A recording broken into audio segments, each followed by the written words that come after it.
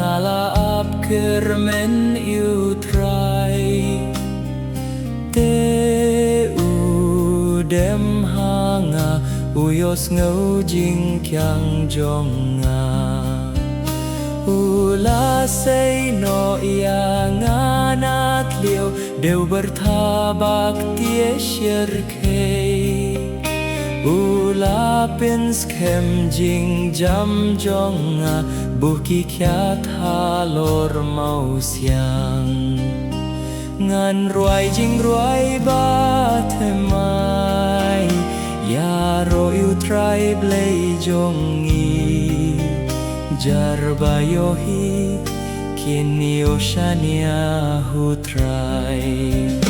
asuk ubriu ubashania uba bret lade hutrai ubembudien kiriu haram nong mane ki blei khila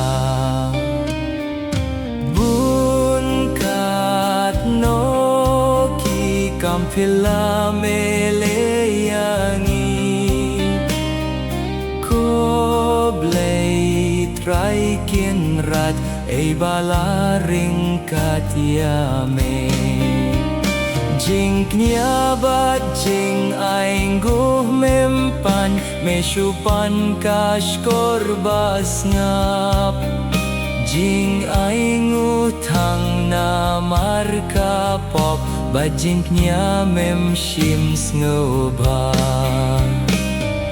kum tahak mingalawan haka kitab kabakli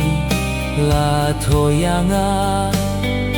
banle ka mon jong me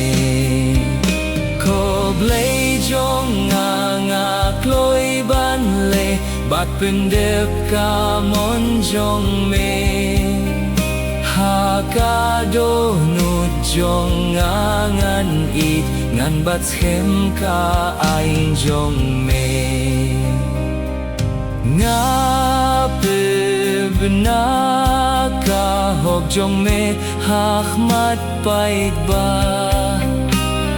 rmiang shin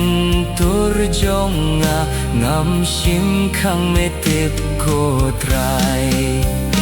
ngam shim buri halado nut jing yarap yai ne jong me ngayai pen bna jing ye jong me haka jing ya lang pait ba atrai wat khang se nanga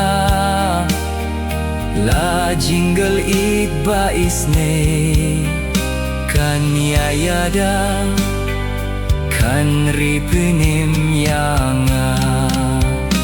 ki pop jonga ki lap yanga jing shitom ki bim lah nhiều